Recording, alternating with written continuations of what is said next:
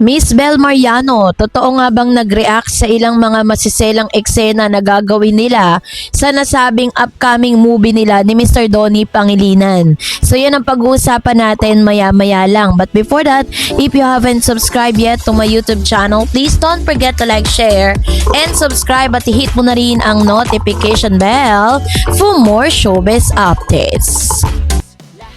Of course, bago tayo magpatuloy sa ating updates for today's video, nais ko pong pasalamatan kayo for always watching and trusting this channel. Thank you so much sa inyong laging panonood at palagi ang pagsubaybay sa mga updates po natin. Maraming salamat po. At ngayong araw, ito na pag-usapan natin dahil matapos nga nating ibahagi sa inyo no, ang ilan sa mga kaganapan kay Donnie at kay Miss Bel Mariano. Number 1 is matapos na tapusin na no yung series ng Roja sa Netflix na ngayon hanggang sa ngayon napapanood pa rin siya doon. Nagkaroon po ng Thanksgiving ito pong si Mr. Donnie Pangilinan at kinatuwaan po ng mga staff and crew ang kanyang gesture na ginawa dahil nagpasalamat siya through giving gift.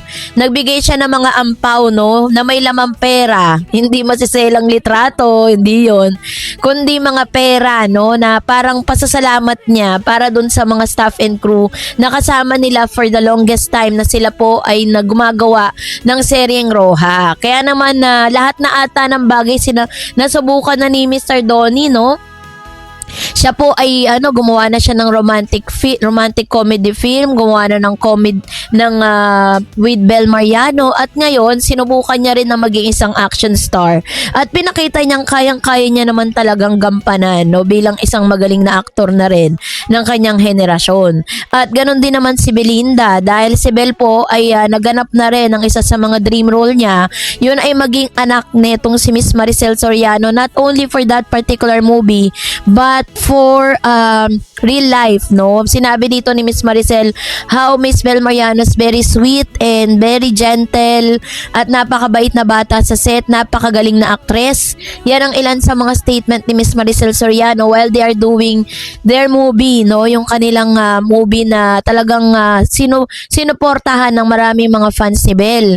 At ngayong araw din ay nagse-celebrate ang ilan sa mga fans ni Miss Bel Mariano dahil nasa ika-9 na taon na silang supporters ni Bel Mariano. Sobrang dami pong supporters si Bel talaga dahil deserve naman talagang supportahan si Bel dahil unang-una very talented, pangalawa mabait na bata, 'di ba? Kaya naman ito na pag-usapan natin kasi sa interview pa lang po nitong si Miss Bel Mariano, kitang-kita na natin sa mga mata niya at ni Mr. Donnie Pangilinan ang excitement ng ibalita sa kanila na gagawa nga sila ng movie. Pero meron siyang ibang mga revelasyon na tatatak at masasabi mong may ibig sabihin. Yun ang pag-uusapan natin. So panoorin muna natin itong kanya pong interview with Mr. Donnie. Nanginginig pa tayo, di ba? Parang natatakot ako magsalita. Pero we're so excited. I think we've been keeping this kasi from a lot of people for a long time. You know, it's been in the works for quite some time. So, you know, me and Belle have spent some time working on ourselves and doing our own stuff, and we've been working together for quite some time. So I think this specific project is going to be very special for the both of us, and I just can't wait to show the people show the supporters what we have in store for them.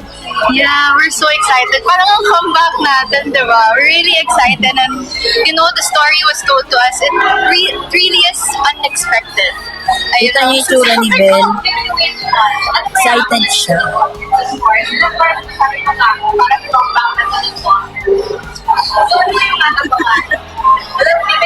Natawa siya na. Na siguro, because we've gone through so many things, you know, me and Belle, and it's like what, our 6th year of Doorbell, no? Yeah. Together, and we've done so many projects. For sure, they're gonna see a more mature side to the both of us, and Sure side. yeah, ayun. For sure. Yes, definitely.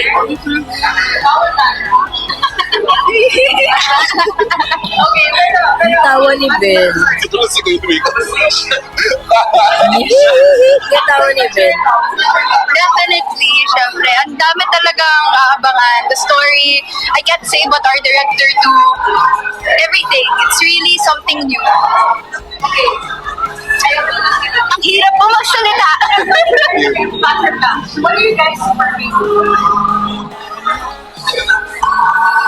Super grateful. Ayun, so sabi niya dito, nung tinanong po sila, ano daw i-expect natin doon sa movie nilang, upcoming movie nila. Marami nagtatanong at lagi nilang sinasabi na mas kakaiba ito or kakaiba to doon sa mga movie na ginawa nila together. Mas magmamature yung kanilang mga role. So ang tanong po ng maraming mga Don Bell fans, totoo ba, no? Dahil mature roles na, magkakaroon ba sila ng bed scene dito? Magkakaroon ba sila ng kissing scene at two-read ba yun? O yung pinakamatinding kissing scene na makikita natin? Kasi hindi naman po, pag sinabi naman kasing mature role, hindi naman ibig sabihin no, kailangan umabot sila sa ganun, di ba? Pero kung magaganap yun at kung yun ang ikagaganda ng nasabing movie, why not, di ba?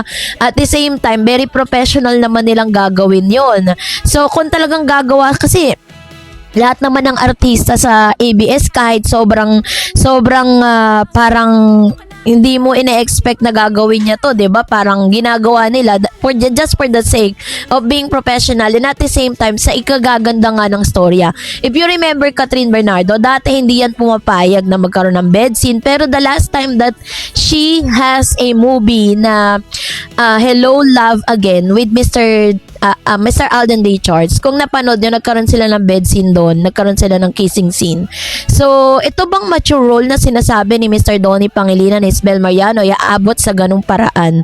Pero ako po parang naniniwala ako na meron no? Pero hindi ko pa rin po kayang i-sure sa inyo hindi pa natin ma-sure kasi as far as I remember sa mga sa mga interview, ayaw nila magbigay ng any information with regards to that movie kasi ayaw nila na parang masira yung excitement na gusto po nilang i-convey dun po sa nasabing movie. There is parang right time para po i-divulge yung information with regards to that. Ang pangit naman na ngayon pa lang in-announce pa lang na may movie, lalabasan nila yung backstory, 'di ba? Pero aside from that, sabi rin ni Donnie, habang gumagawa sila ng Roja, habang gumagawa si Belle ng movie, nakarating na sa kanila yung info, pero sinikreto lang nila sa mga fans. Kasi you know what? Kasi gusto po nila na ma-create yung excitement sa isip ng mga fans, 'di ba? Noong mga panahon na yun, parang ang dami po mga Don Bell na talagang nalulungkot, 'di ba? Ang dami po mga Don Bell na gumagawa or mga bashers ng Don Bell na gumagawa ng issue na hiwalay na sila. And here it comes, biglang nilabas ng ABS-CBN ang katotohanan between them, no? Just in case naman na magkakaroon sila ng ganong klase ng intimate scene or kissing scene, there's nothing wrong with that kasi unang-una si Belle naman yun tsaka si Donnie, 'di ba? Hindi man po sila umaamin personally sa publiko that they are in a relationship, but I know, no, alam ko po sa akin pong sa aking puso at sa aking isip na talagang there's something special between them. Ang dami mang mga issue na pinupukol ngayon kay Donnie na merong taekwondo girl. Diyos ko, kahit anong hanap ko kay taekwondo girl, di ko siya talaga makita sa sistema ni Donnie Pangilinan. Kaya kayong mga bashers, huwag kayong pauso. Huwag kayong fake news kay Donnie at kay Belle. Alam ko po na talagang nagkakamabutihan silang dalawa at ginagawa lang yan ng mga bashers para talagang pag-usapan ng todo si Belle. At the same time, makakuha sila ng engagement sa kanilang mga posts. Kaya sabi ko sa inyo, if there is a fake news, no, kung may mga balita, may mga vloggers na naglalabas ng mga against kay Donnie and Belle, mga fake news, wag na wag po ninyong panoorin at wag na wag po kayo magko-comment kasi engagement po yun sa kanila. Once na nakita nila nagigil kayo doon po sa mga post sila, ipagpapatuloy nila yung paninira na yun. Kaya ako po, excited ako for that particular movie dahil talagang aabangan ko yan sa big screen. Ayo po, pumapayag ba kayo na magkaroon sila ng intimate scene or parang kissing scene, no, doon po sa kanilang movie? Mag-comment kayo sa comment section. And that's it for today. For more videos and updates, please don't forget to like and subscribe, and please don't forget to follow my Facebook page, Dara Eds TV and Dara Eds channel. God bless everyone!